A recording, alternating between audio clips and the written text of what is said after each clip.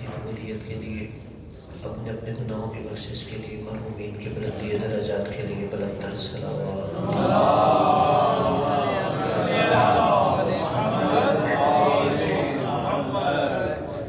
حسبنا اللہ ونعم الوکیل، نعم المولا ونعم النصیر، لا حول ولا قوة الا باللہ العلی العظیم۔ اعوذ باللہ السمیع العلیم من الشیطان اللعین الرجیم، بسم اللہ الرحمن الرحیم۔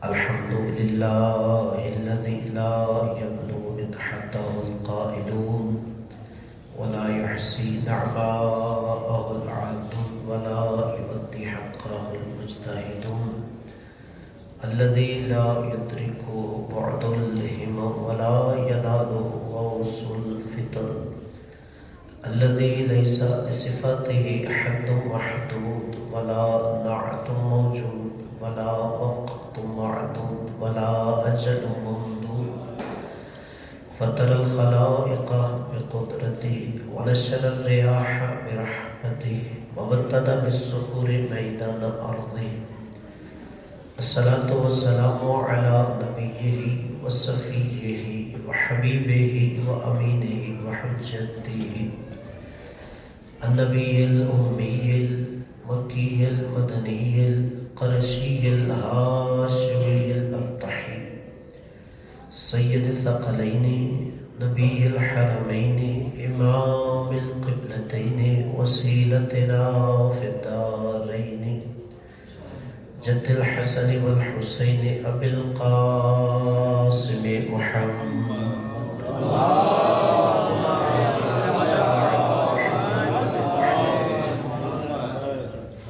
وعلى آلہ الذین اذهب اللہ عنہم الرجس وطہرہم تطہیرا۔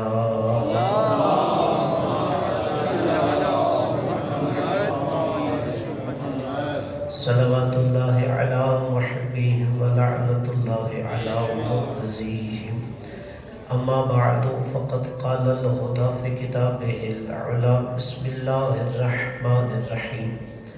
قل لا اسألكم عليه اجرا الا المودة في القربى، بلکہ بوازِ بلند صلوات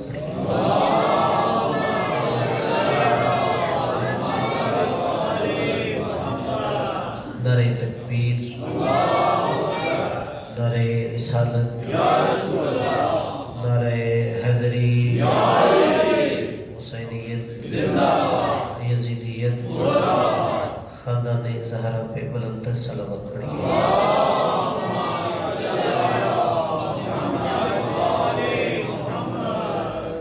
سب سے پہلے دعا ہے کہ مالک آپ کا تشریف لانا اپنی بارگاہ میں قبول و منظور فرمائے۔ جو بھی بندہ صفحہ ادا پہ آتا ہے دل میں کوئی نہ کوئی حسرت حاجت دعا لے کے آتا ہے، یہ صفحہ ادا خاتون جنت سلام اللہ علیہ کی ذات بابرکت سے منسوب ہے۔ مالک اس بی بی کے صدقے میں اب جو دعائیں حاجات لے کے اپنی بارگاہ میں مستجاب فرمائے۔ آج صبح جمعہ دعا کی قبولیت کی شب ہے اور خاتون جنت کا وسیلہ امام رضا فرماتے اللہ کی بارگاہ میں رد نہیں ہوتا۔ دعا ہے کہ مالک کائنات آج کی شب کے صدقے میں ہم سب کے مرحومین بالاخص بانیات انجمن محبان فاطمہ کے نوجوانوں کے خانوادے کے مرحومین کے درجات بلند فرمائے۔ ہم سب کو دنیا میں نبی علیہ نبی کی زیارت، آخرت میں شفاعت نصیب فرمائے۔ جہاں پر بھی مظلوم بستے ہیں دعا ہے کہ مالک کائنات ہمیں زبان سے عمل سے ان کی مدد کرنے کی توفیق عطا فرمائے۔ بالاخص فلسطین کے مظلوموں کی محافظت فرمائے۔ اسرائیل اور اس کا ساتھ دینے والے اس کے ہمنوا ممالک کو تباہ و برباد فرمائے۔ ہمارے وقت کے امام کو ہم سے راضی فرمائے، ہمیں امام کے قدموں میں شہادت نصیب فرمائے۔ اپنے دعاؤں کی قبولیت کے لیے بلند صلوات پڑھیے۔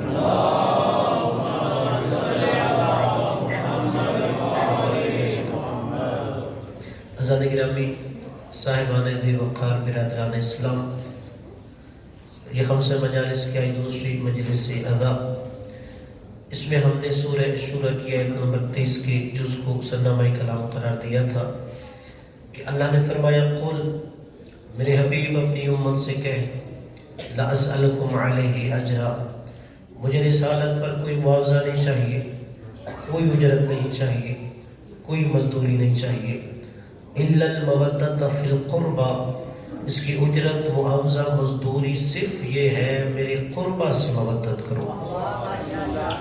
اور کل میں نے جہاں پہ بیان چھوڑا تھا تاکہ جو نئے چہرے ہیں وہ بھی شریک سفر ہو جائیں، ہم نے کہا کہ اللہ نے نام نہیں لیا بلکہ اللہ نے صفات بیان کی ہیں تاکہ مخالف کا ضمیر اسے اس در پہ جھکنے پہ مجبور کر دے۔ یہ قربہ کون ہے؟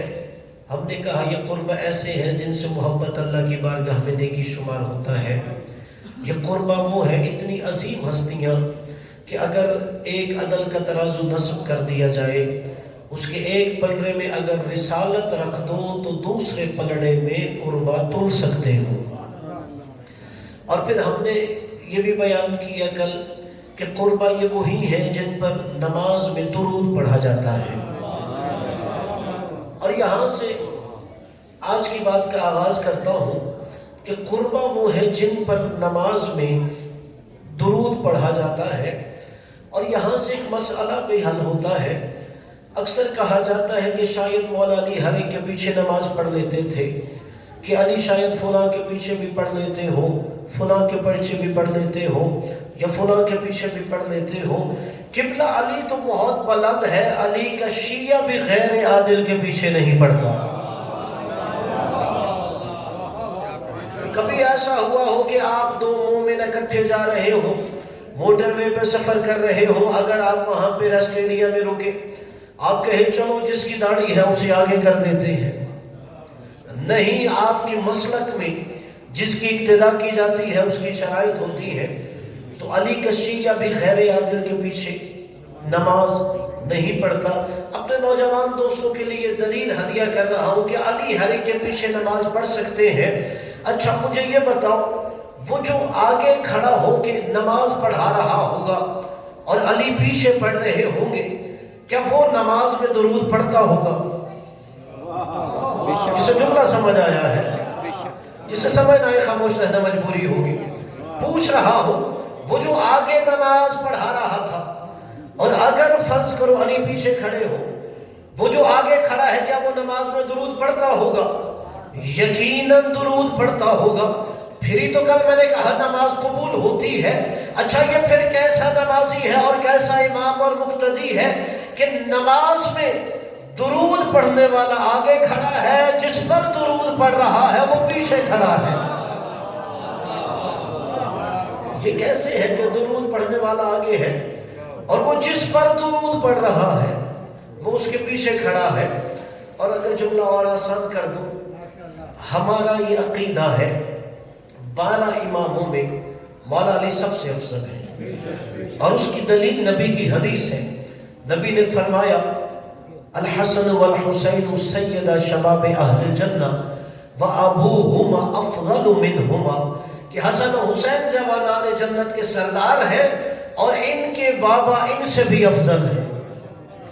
یعنی 12 اماموں میں مولا علی سب سے افضل ہے، اور آج بھی دنیا انتظار کر رہی ہے کہ امام مہدی دنیا میں آئیں گے، اور اسی طرح جناب عیسیٰ بھی دنیا میں آئیں گے۔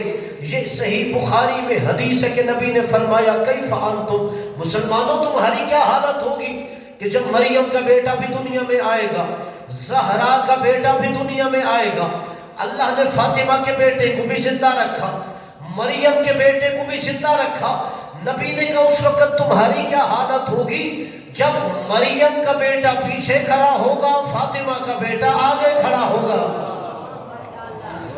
جناب فاطمہ کا بیٹا آگے ہے، جناب مریم سلام اللہ علیہ کا بیٹا پیچھے ہے، یعنی جناب عیسیٰ بھی آسمان سے آئیں گے، امام زمانہ بھی پردہ غیبت سے ظہور فرمائیں گے، این وقت نماز ہو جائے گا، عیسیٰ کا بیٹا جناب مریم کا بیٹا عیسیٰ بھی ہے، جناب زہرا کا بیٹا امام مہدی بھی، دونوں کھڑے ہیں، این وقت نماز ہوگا، جناب مریم کا بیٹا پیچھے ہو جائے گا، امام زمانہ آگے ہو جائیں گے، جہاں فاطمہ کے بیٹے کے قدم ہوں گے وہاں مریم کے بیٹے کا سر ہوگا،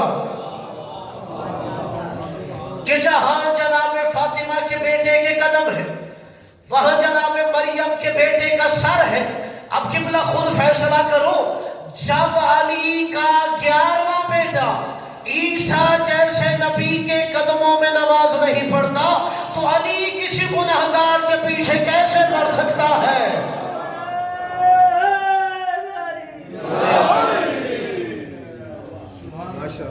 جب مولا علی کا 11واں بیٹا عیسیٰ جیسے نبی کے قدموں میں نماز نہیں پڑھتا تو علی جو امام زمانہ سے افضل ہے وہ کسی گنہگار کے پیچھے کیسے کھڑے ہوں گے؟ تو پھر اللہ نے کہا کہ رسالت کی اجرت میرے حبیب کیا مانگنی ہے؟ تیرے قربا سے مودت کرے۔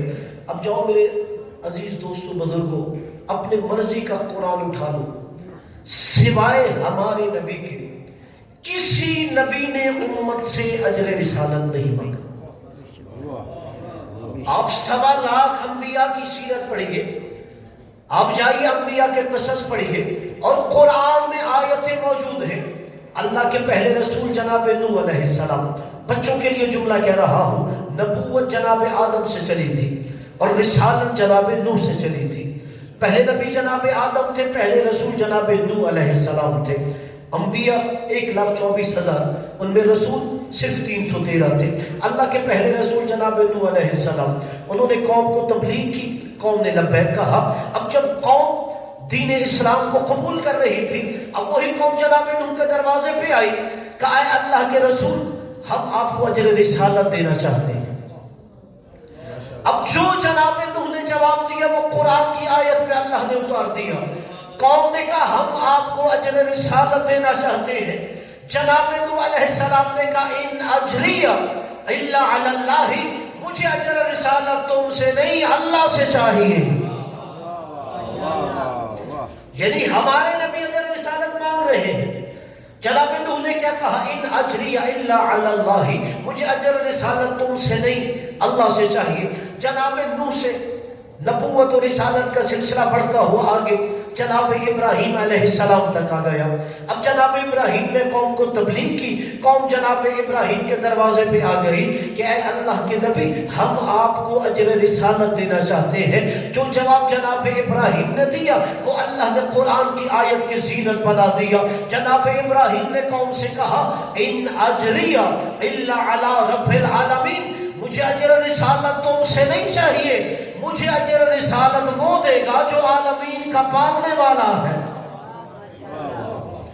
اچھا جناب نوح نے بھی نہیں مانگا، ابراہیم نے بھی نہیں مانگا۔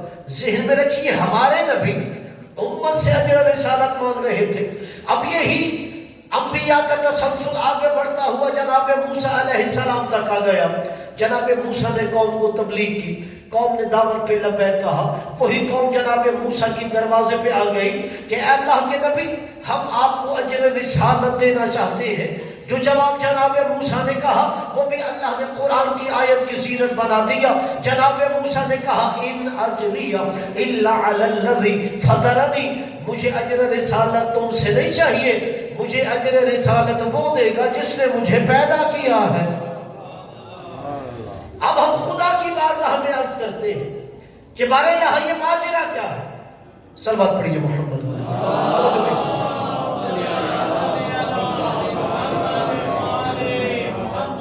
توجہ ہے نا قبلہ نتیجہ دینے کے لیے کہ بارے الہ یہ ماجرا کیا ہے؟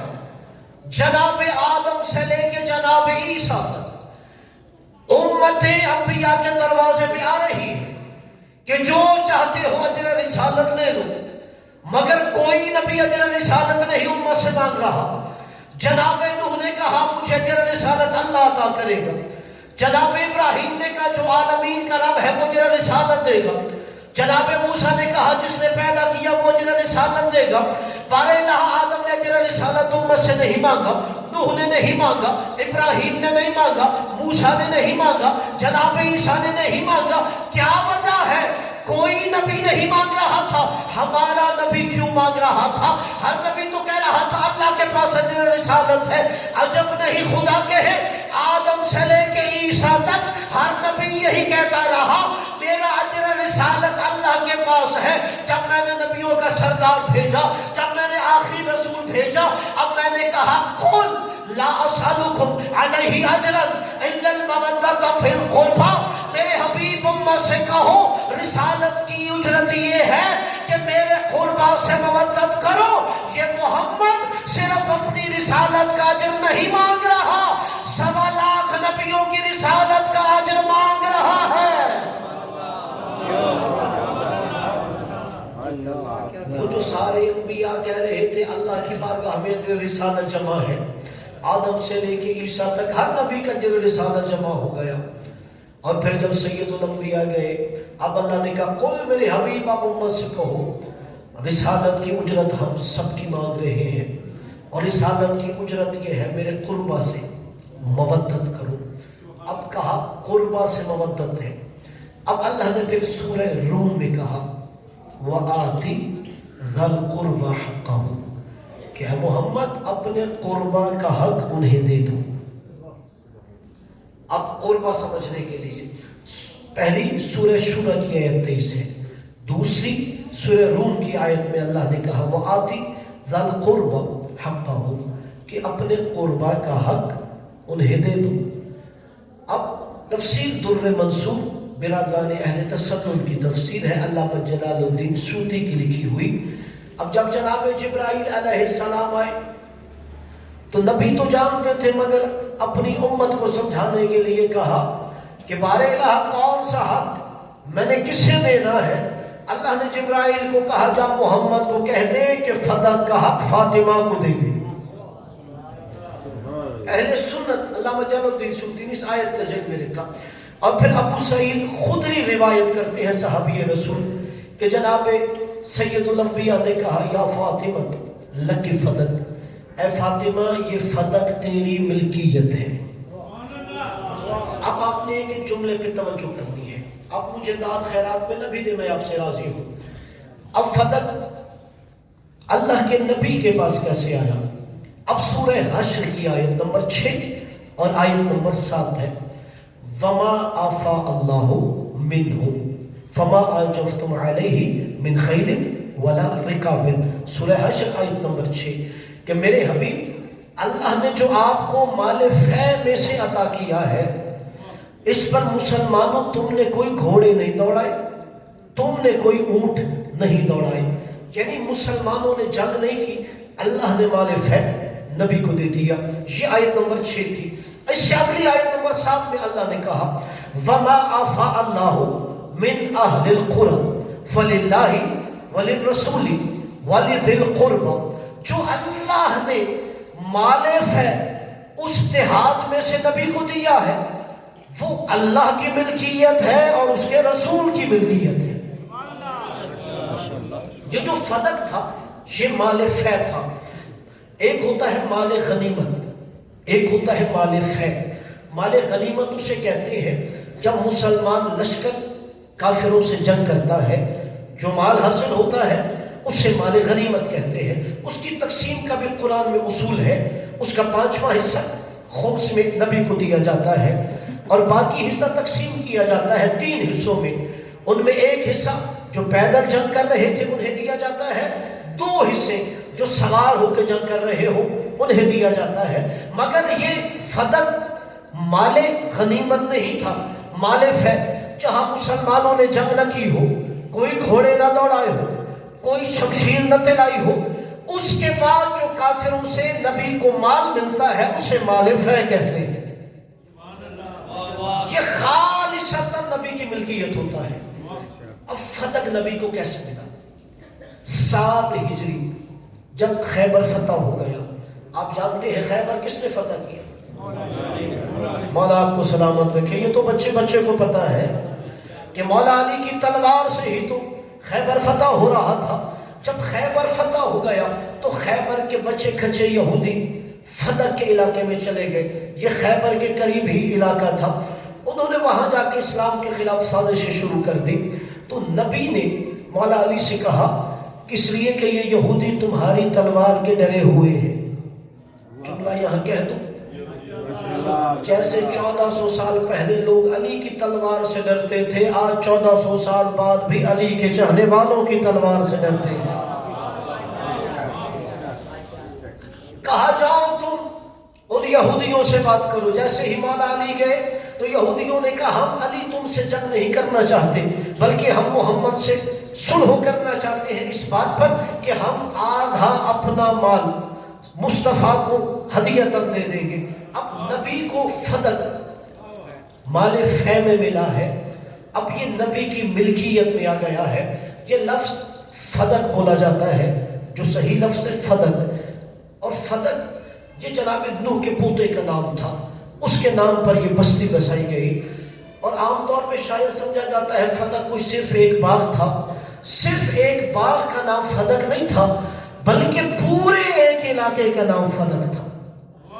ایک پورا دیہات تھا، ایک پورا علاقہ تھا، قصبہ تھا جس کا نام فدق تھا۔ اہل سنت عالم ابن ابی الحدید المعتزلی جنہوں نے نہج البلاغہ کی 30 جلدوں میں شرح کی ہے، وہ کہتے ہیں کہ جس زمانے میں میں زندگی گزار رہا ہوں کہ اس زمانے میں جتنا کوفہ شہر میں کھجوریں حاصل ہوتی ہیں صرف اتنا فدق سے کھجوریں حاصل ہوا کرتی تھی۔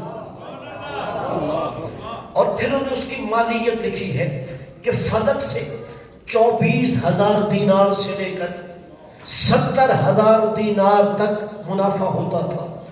یہ کئی کلو سونے کی آج کی مالیت ملتی ہے، تولہ نہیں، کئی کلو سونے کی مالیت ملتی ہے۔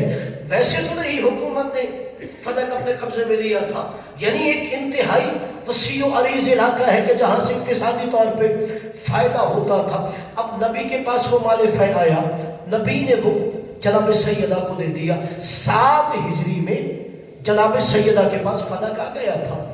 اس کے بعد 3 سال تک جناب سیدہ کے پاس رہا۔ جب نبی دنیا سے گئے اور حکومت تبدیل ہو گئی تو جناب سیدہ کے عمال خدام جو وہاں کام کرتے تھے انہیں وہاں سے نکال دیا گیا، اور انہیں وہاں سے نکال دینے کے بعد حکومت نے وہ فدق کا علاقہ اپنے قبضے میں کر لیا۔ اس کی پہلی وجہ یہ تھی کہ وہ اہل بیت کو اقتصادی طور پر کمزور کرنا چاہتے تھے، اس لیے کہ حاکم کو اس کے ایک خاص دوست نے یہ مشورہ دیا تھا، اگر تم چاہتے ہو کہ علی خلافت میں ہمارے مقابلے پہ نہ آئے اور چاہتے ہو کہ لوگ علی سے دور ہو جائیں تو پہلا مرحلہ یہ ہے فدق پہ قبضہ ہونا چاہیے۔ اور دوسری روایت میں ہے جب جناب سیدہ نے دلائل پہ دلائل دیے اور ایک دفعہ حاکم نے کہا میں تحریر کر دیتا ہوں، اور جب حاکم کے خاص دوست نے یہ دیکھا اس نے کہا اگر تم فدق زہرا کو واپس کر دو کہ تم کافروں کے مقابلے میں جنگ کرنے کے لیے اقتصادی فائدہ کہاں سے حاصل کرو گے۔ یعنی حکومت بھی سمجھ رہی تھی اگر حکومت کو بجٹ چاہیے تو اسے فدق سے مل سکتا ہے۔ اور اس کے بعد اب آپ سے سوال ہے، خاتون جنت کی بیوی ہے، کیا انہیں مال دنیا کی ضرورت ہے؟ انہیں احتیاج ہے؟ میں جملہ آسان کر دیتا ہوں اپنے نوجوان دوستوں کے لیے۔ فضہ اس گھر میں کنیز بن کے ہے، اس کا نام فضہ نہیں تھا، نام ان کا میمونہ تھا۔ عربی میں فضہ چاندی کو کہتے ہیں۔ جناب فضہ جب نئی نئی آئی دہلیز مولا کائنات اور خاتون جنت پر، انہوں نے دیکھا اس گھر میں کبھی کبھی فاقے بھی ہوتے ہیں۔ جناب فضہ نے کہا ابن مولا علی کو، ان کے پاس جناب فضہ کے پاس نسخہ کیمیا تھا، کہ یا علی میں کچھ چیزوں کو ملا کے آپ کے چاندی بنا کے دیتی ہوں، جاؤ اسے بازار میں بیچ کے آؤ، کچھ کھانے کو لے کے آؤ۔ جب جناب فضہ نے مولا علی کو دیا، مولا علی نے کہا فضہ اگر اس کے اندر فلاں فلاں عناصر بنا لیتی تو یہ اچھی نسل کا سونا بن سکتا تھا۔ جناب فضہ بھی نئی نئی آئی اس دہلیز پہ، کہا یا علی کیا آپ کو بھی نسخہ کیمیا آتا ہے؟ ابھی نہیں پتا تھا یہ کون ہے۔ کہا یا علی آپ کو بھی آتا ہے؟ کہا فضہ زمین کے خزانے ہمارے دسترس میں ہیں۔ کہا یا علی پھر گھر میں فاقے کیوں ہوتے ہیں؟ کہا یہ فاقے ہمارے مجبوری نہیں، ہمارا فقر اختیاری ہوتا ہے، ہمارا فقر اختیاری ہے، ہم نے خود اپنے لیے یہ راستہ چنا ہے۔ اب چونکہ میرے پڑھے لکھے دوست کہیں گے ہر بندہ تو مال چاہتا ہے، انہوں نے فقر اختیاری کیوں چنا ہے؟ اس کا جواب چھٹے امام نے دیا۔ جب ایک بندے نے چھٹے امام سے کہا آپ اچھا لباس پہنتے ہیں، مولا کائنات کا لباس تو معمولی ہوا کرتا تھا، क्या मौला अली किसी और रास्ते पे चल रहे थे और आप किसी और रास्ते पे चल रहे हैं? इमाम सादिक ने कहा सुनो, मेरे जद अली जमाने के हुक्मरान भी थे, वो खलीफा भी थे, वो हाकिम भी थे, इसलिए मौला अली सादा जिंदगी गुजारते थे। अगर इस्लामी ममलिकत का गरीब से गरीब बंदा भी हाकिम जैसी जिंदगी गुजारना चाहता तो गुजार सकता था। अली उसे कहते अगर कोई गरीब आता मौला के दरवाजे पे, मौला कहते मैं तो हाकिम हूं, देख मेरी जिंदगी भी तेरे जैसी है। इस तरह उस गरीब तबके को भी सुकून मिलता था। अब इन्हें तो नहीं ये चाहिए था, तो फिर खातून जन्नत क्यों गई दरबार में फलक लेने के लिए? चलो यहाँ रुक के मैं और जुमला कह देता हूँ। जनाबे जाबिर बिन अब्दुल्लाह अंसारी रावी है, वो कहते हैं असर की नमाज मैंने मस्जिद नबवी में पढ़ी। कहा रसूल के साथ सहाबा मौजूद थे। अचानक एक साइल आ गया। साइल ने रसूल से कहा या रसूल अल्लाह, मैं यहाँ मुसाफिर हूँ, यहाँ भूखा हूँ, लिबास नहीं है, ज़ादे राह नहीं है। नबी ने फरमाया अभी मेरे पास भी तुझे देने के लिए कुछ नहीं है। कहा लेकिन अद्दालु इलल खैरी कफ़ाइलिही, का सुनो जो नेकी का रास्ता दिखाता है वो भी नेकी करने वाले जैसा होता है। कहा मैं तुझे एक ऐसा घर दिखाता हूँ, अगर उनके पास खुद खाने को कुछ भी ना हुआ फिर भी तुझे कुछ अता करे। अब सहाबा किराम मौजूद हैं, सोच रहे हैं मदीने में कौन ऐसा घर है खुद खाने को ना भी हो, साइल को अदा करेंगे। अब देखने लगे वो कौन सा घर है। नबी ने हाथ उठा के ज़हरा के घर की तरफ इशारा किया, का उस घर की तरफ चला जा। अब जनाब बिलाल कहते हैं मैं साइल के साथ साथ चलने लगा, मैं देखूं तो सही इसे दहलीज सैयदा से क्या मिलता है। तदक्कुल बाप किया, जनाब सैयदा रिदा करके दरवाजे के पीछे खड़ी हुई। का मन अलल बाबी, उसने कहा आपके बाबा ने मुझे आपके दर पे भेजा है, मैं भूखा हूँ, खाना चाहिए, लिबास नहीं है, लिबास चाहिए, वापस जाना है, ज़ादे राह चाहिए, सवारी चाहिए। जनाब सैयदा ने एक चमड़े का बिस्तर था जिस पर हसनैन आराम करते थे। जनाब सैयदा ने हसनैन का बिस्तर उठाया, कहा जा साइल ये ले जा अपनी हाजत पूरी करने। वो कहता है बिन्ते पैगंबर मेरी हाजत इस बिस्तर से पूरी नहीं होती। अब मेरे अजीज़ों दोस्तों बुजुर्गों, हम सखावत कैसे करते हैं? साल के आखिर में जो कपड़े मेरे काम के नहीं है वो मैं कहता हूँ गरीब को दे दो, जो जूता मेरे पहनने के लायक नहीं है मैं कहता हूँ गरीब को दे दो। जब उसने कहा ना खातून जन्नत से हाजत पूरी नहीं होती, नबी की खातून जन्नत बेटी ने अपने गले से गुलूबंद उतारा, कहा ये ले जा अपनी हाजत पूरी कर। और रिवायत के जुमले हैं ये गुलूबंद जनाब हमजा की बेटी ने खातून जन्नत को तोहफे में दिया था। उसने वो गुलूबंद लिया, नबी के पास आ गए, कहा या रसूल अल्लाह आपकी बेटी ने ये गुलूबंद दिया है।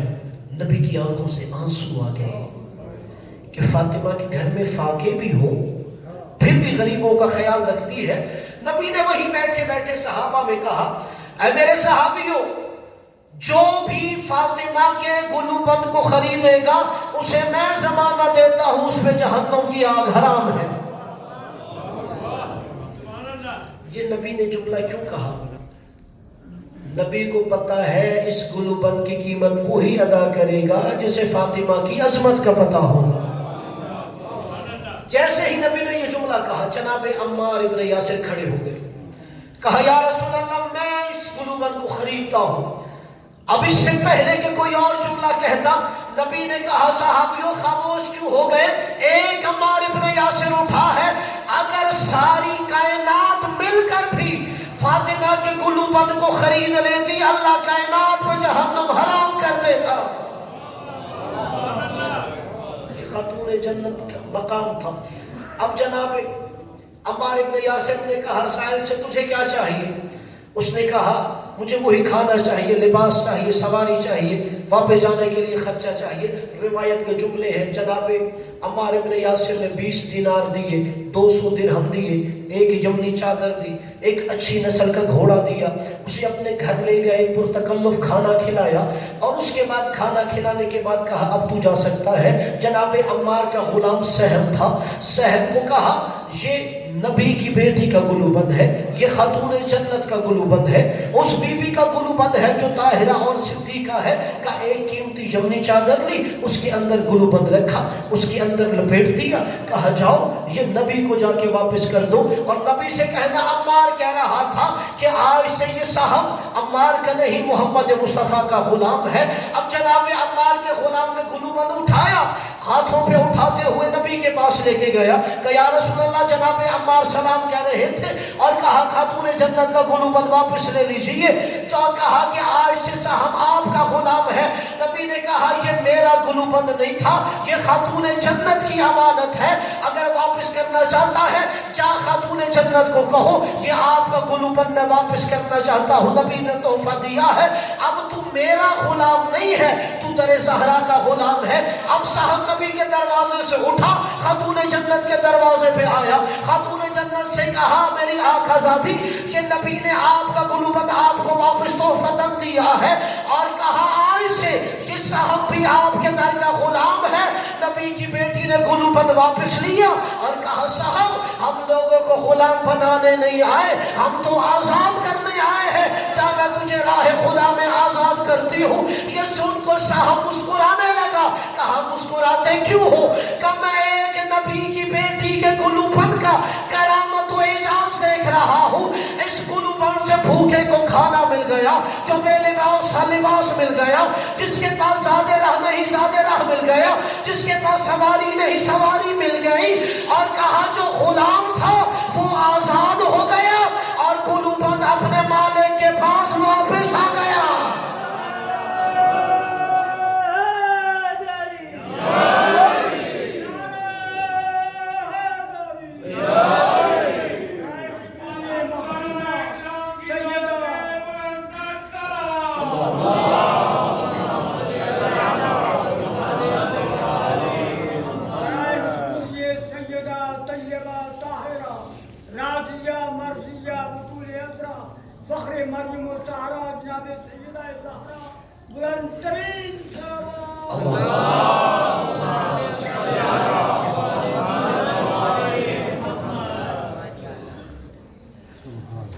تو جو بیوی دنیا کے مال کی محبت رکھتی ہی نہیں وہ فتق لینے کیوں گئی ہے؟ حالانکہ اگر کوئی اس دروازے سے حکومت مانگ لیتی تو پھر بھی یہ بیوی عطا کر دیتی.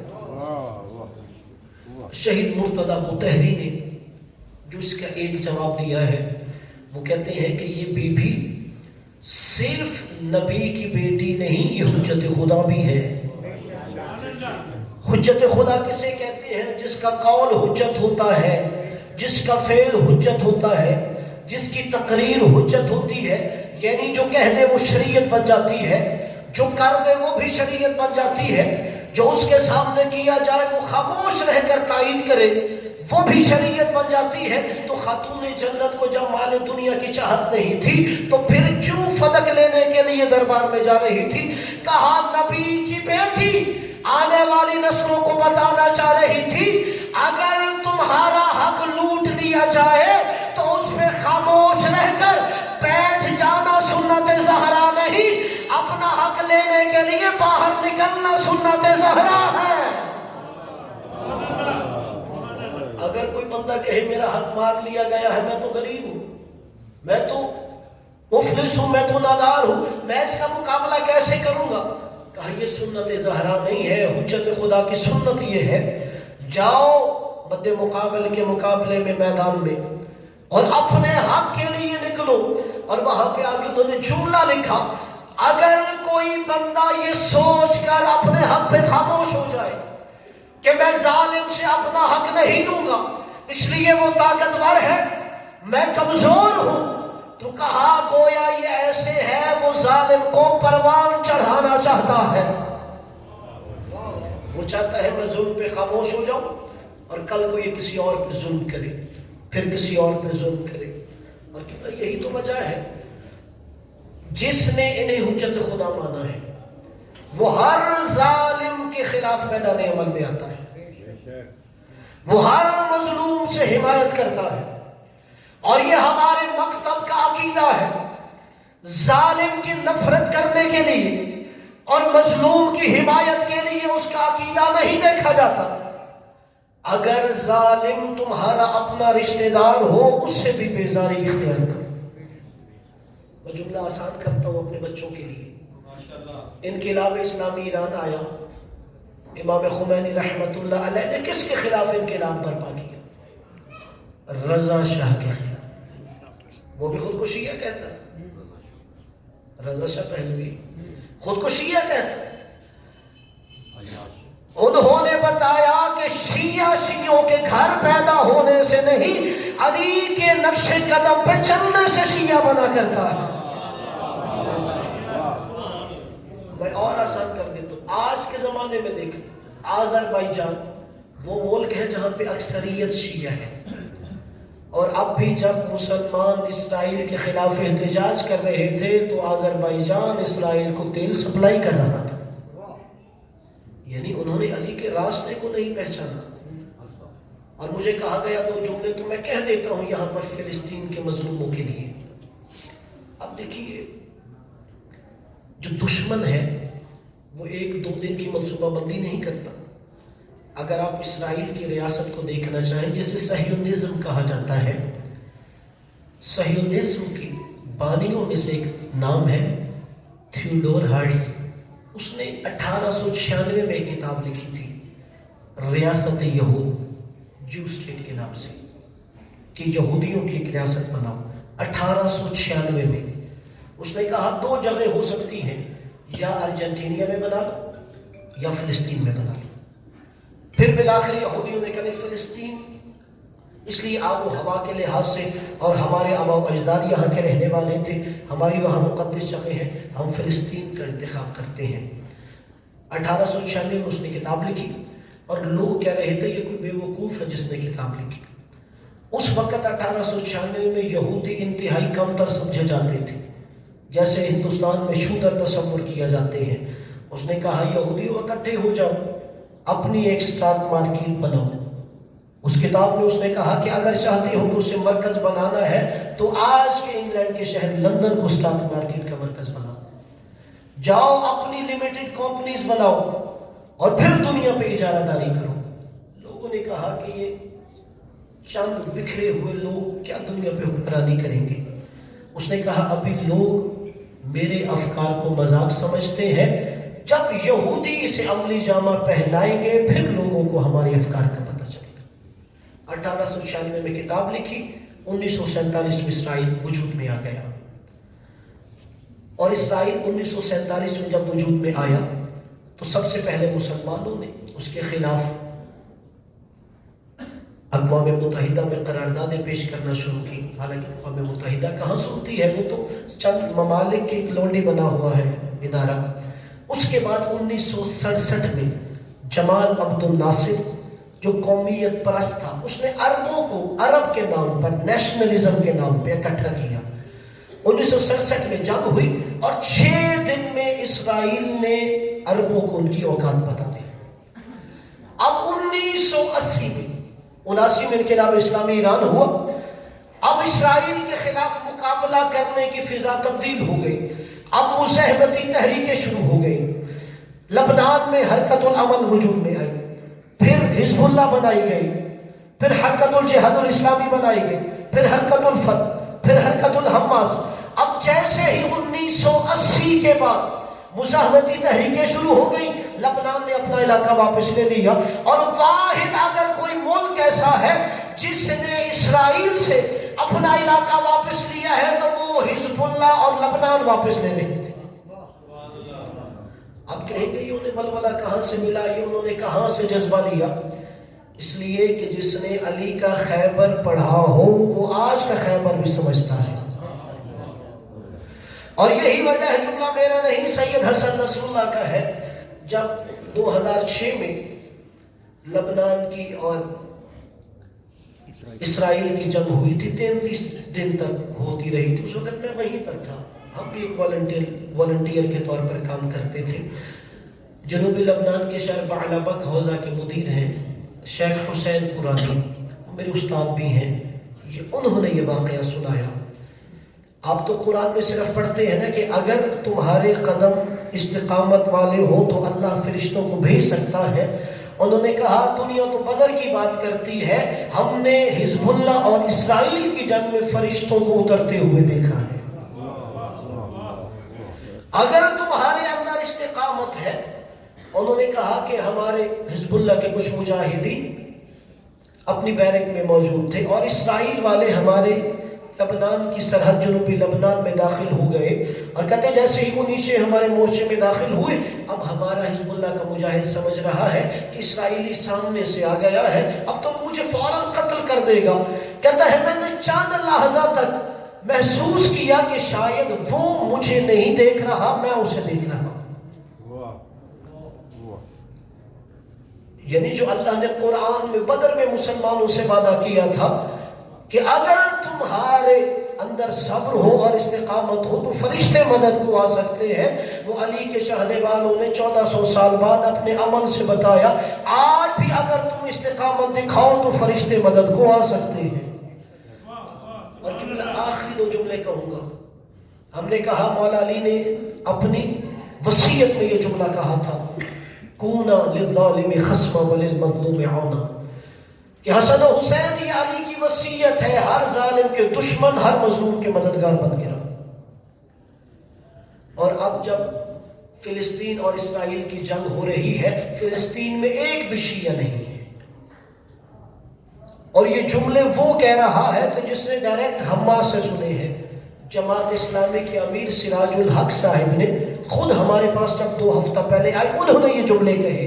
انہوں نے کہا میں پہلے ایران گیا، پھر اس کے بعد میں قطر گیا، اس لیے کہ حماس کی ساری بڑی سیاسی قیادت قطر میں موجود ہے، اور ان کے جو سیاسی لیڈر ہیں، قائد ہیں، وہ اسماعیل ہنیہ قطر میں رہتے ہیں.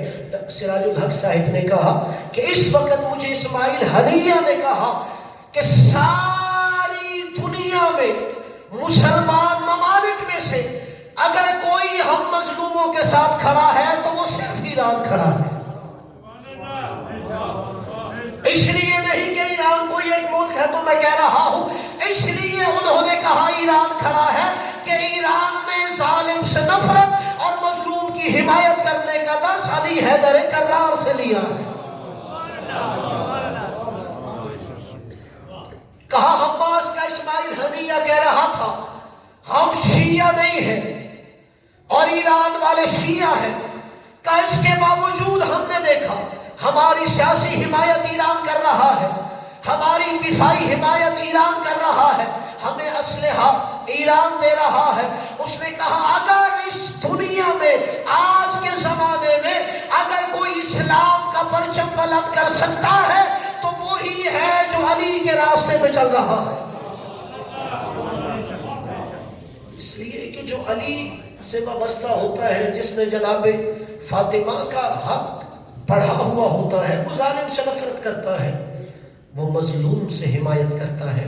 اور جناب سیدہ اسی لیے گئے تھے دربار میں تاکہ میں یہ حجت دنیا پہ بنانا چاہتی ہوں کہ ظالم کے خلاف میدان عمل میں نکلنا سنت جناب سیدہ ہوتا ہے. اور میرے عزیز و دوستو بزرگ،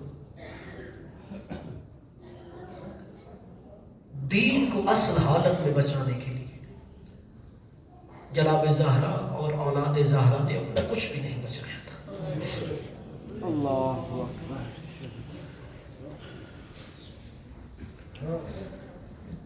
ہر دور کا ظالم ان کے خلاف رہا ہے اور یہ ہر دور کے مظلوم کے ساتھ کھڑے ہیں. یہ جو بزرگ ہیں یہ میرا جملہ محسوس کریں گے. بتاؤ کیا بوڑھے باپ کو اپنے جوان بیٹے سے محبت نہیں ہوتی؟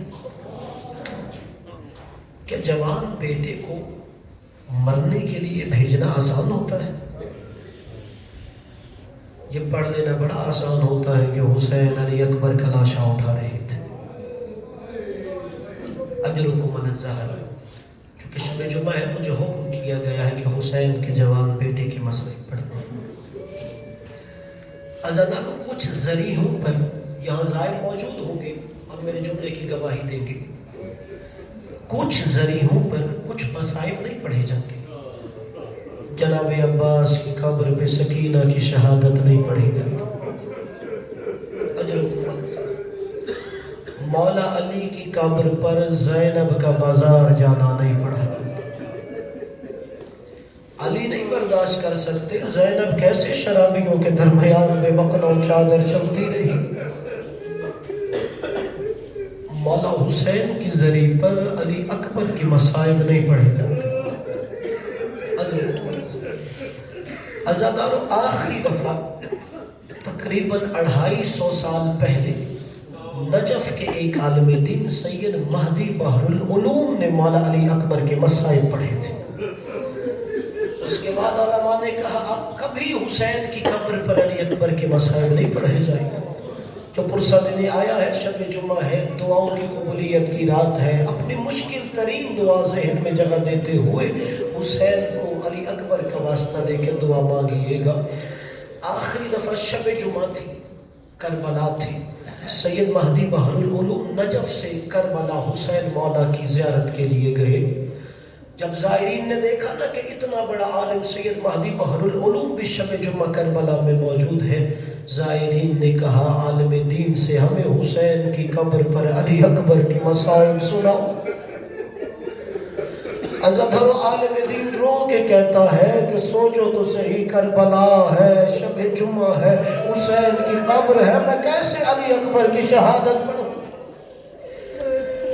عزادار و زائروں نے کہا ہم مولا حسین کی قبر پر انہیں ان کے جواب بیٹے کا پرسہ دینا چاہتے ہیں.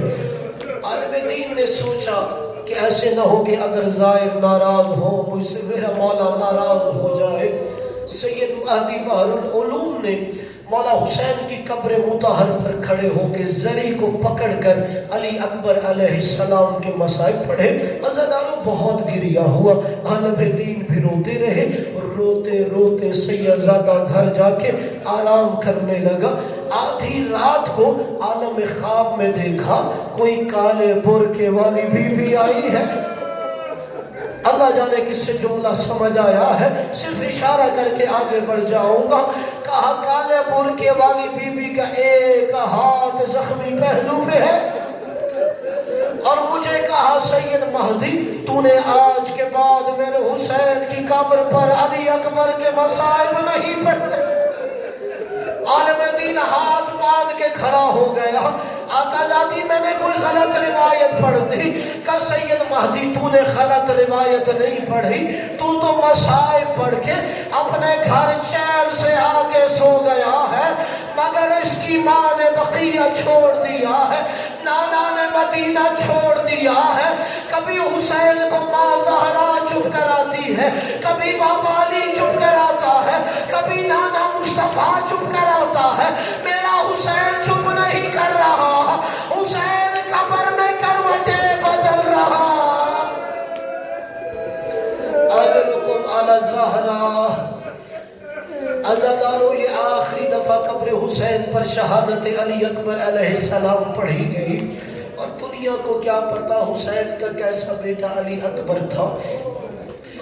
عزادارو مقتل میں ایک روایت ہے کتابوں میں کہ جب یہ قافلہ شام میں داخل ہوا نا, شام کے ایک گھر کی چھت پر کچھ عورتیں بیٹھی ہوئی جو عیسائی تھی. انہوں نے دیکھا کہ نیزوں پر سر بلند ہے, ایک ایک وہ سر کو دیکھتی جا رہی ہے کہ 80 سال کے بوڑھے کا بھی سر ہے, 57 سال کا سر ہے, 32 سال کا سر ہے, 18 سال کا سر ہے. عزادارو ایک بڑھیا کہتی ہے اے جوان مجھے نہیں پتا تیرا نام کیا ہے, میں تجھے ایک نام دیتی ہوں, انت البدر التمام, تو 14ویں کا چاند ہے. اجرکم علی الزہرا. اللہ جانے کس سے جملہ سمجھ آیا ہے کہ انت البدر التمام, تو 14ویں کا چاند ہے. عزادارو مجھے بتاؤ جسے خیر عورت 14ویں کا چاند کہتی ہو, اللہ جانے اسے ماں کیا کہتی ہوگی.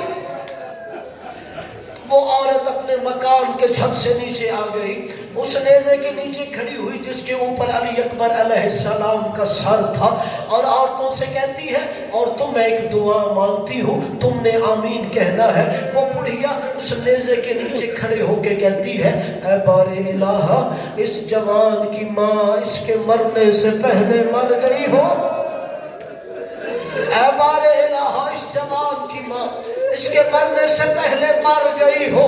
جناب لیلا سلام اللہ علیہ نے سنا کہ اے ضعیفہ مجھے بد دعائیں کیوں دے رہی ہے، اس کی ماں ابھی تک زندہ ہے اور اس کا قاتل کربلا سے لے کے شام تک کبھی مجھے دیکھتا ہے، کبھی علی اکبر کا سر دیکھ کے ہنستا ہے۔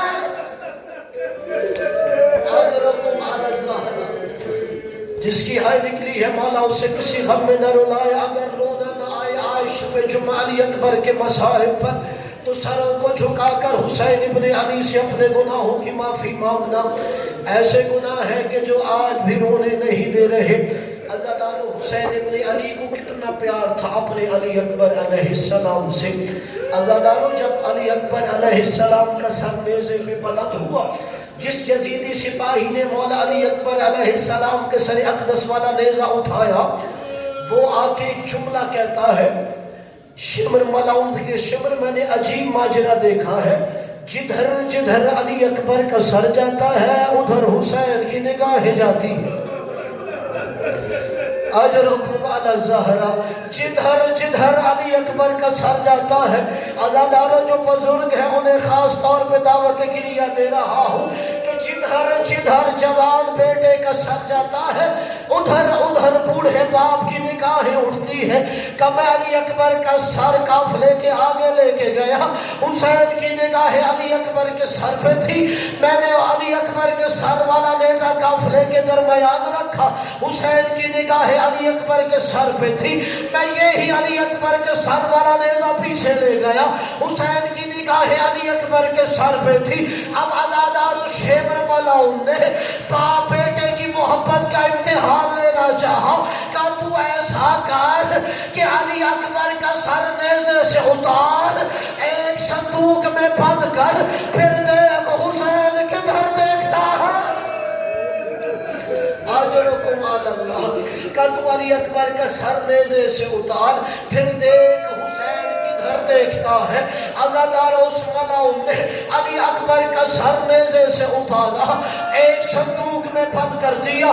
ابھی تھوڑا قافلہ آگے چلا، ایک دوسرا ملاؤن آیا، کہا شیمر حسین کا سر نو کے نیزہ سے غائب ہو گیا ہے، حسین کا سر نو کے نیزہ پہ نظر نہیں آ رہا۔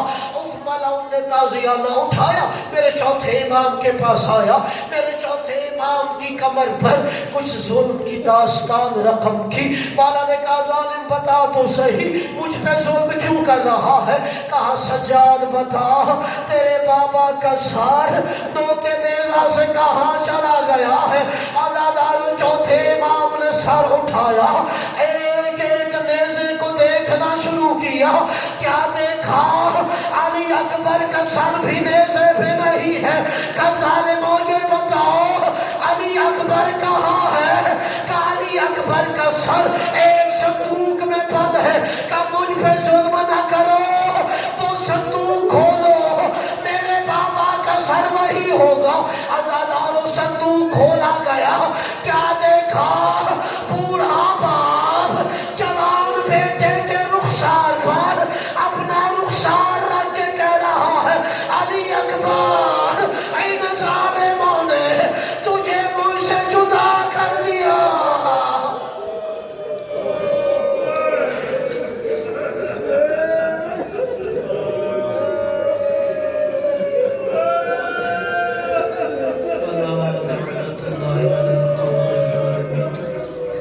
وسيعلم الذين ظلموا أي منقلب ينقلبون۔ الہی تجھے واسطہ محمد والے محمد کا، تجھے واسطہ قرآن و اہل بیت علیہ السلام کا، تجھے واسطہ خاتون جنت سلام اللہ علیہ کا، تجھے واسطہ سید الشہداء کا، تجھے واسطہ حضرت اکبر علیہ السلام کا، ہماری اس عظیم عبادت کو شرف و قبولیت عطا فرما۔ ذکر کے صدقے میں ہمارے گناہوں کو معاف فرما، ہمارے والدین و اساتذہ کے گناہوں کو معاف فرما، تمام حاضرین کے مرحومین کی مغفرت فرما۔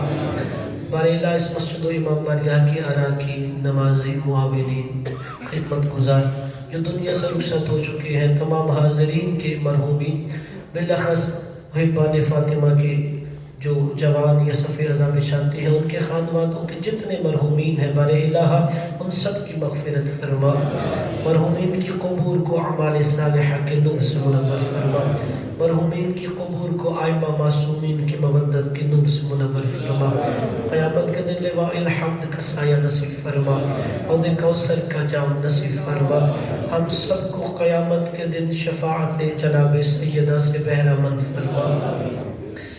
بارے الہ تجھے واسطہ اپنی عزت و جلالت کا، تجھے واسطہ قرآن و اہل بیت کا، آج دعاؤں کی قبولیت کی شب ہے، جو مومنین و مومنات بے اولاد ہے، تجھے واسطہ باب الحوائج کا انہیں اولاد نرینہ عطا فرما، جن طلباء و طالبات نے امتحانات دے رکھے ہیں یا دینا چاہتے ہیں، تجھے واسطہ کربلا والوں کے امتحان کا ان سب کو دنیا و آخرت کے امتحانوں میں کامیاب و کامیاب فرما، ہمارے جوانوں کو دنیا و آخرت میں بخت عطا فرما، جو بیمار ہیں انہیں شفا یاب فرما، پاکستان کو استحکام عطا فرما، یمن، بحرین، عراق، شام، فلسطین کے مظلوموں کی محافظت فرما، بارے الہ حزب اللہ کے مجاہدین کو فتح و کامیابی نصیب فرما، شام میں ثانیہ زہرا سلام اللہ علیہ کے روزے کی محافظت فرما، میں ظالموں سے نفرت، مظلوموں کی حمایت کرنے کی توفیق عطا فرما۔ کتنی ایسی دعا انسان کے دلوں میں ہوتی ہیں زبان کے نہیں لا سکتا، تجھے آج کی شب کا ذکر کا واسطہ ہے، تمام بانیان اور محبان فاطمہ کے جوانوں کی ان دعاؤں کو اپنی بارگاہ میں مستجاب فرما، بارے الہ ان جوانوں کو عمر خیس بخت سکندری عطا فرما، ہمیں سوائے اپنی ذات کے کسی کا محتاج نہ فرما، ہم سب کو حج و زیارات بار بار نصیب فرما، حجت دورہ بقیت اللہ منتقم وارث خون حسین امام زمانہ کے ظہور میں تاجی فرما، ہمیں ان کے اعوان و انصار میں محشور فرما، ان کے قدموں میں شہادت نصیب فرما، ربنا تقبل منا انک انت السمیع العلیم بحق محمد و آلہ الطاہرین۔ ایک دفعہ سورہ فاتحہ، 3 دفعہ سورہ توحید کی تلاوت کر کے اپنے مرحومین جن کے لیے کوئی سورہ فاتحہ پڑھنے والا نہیں، بالاخص اپنے مرحومین اور انجمن محبان فاطمہ کے جوانوں کے خانوانے کے جتنے مرحومین ہیں ان کی ارواح کو ہدیہ کیجیے۔ بسم اللہ الرحمن الرحیم۔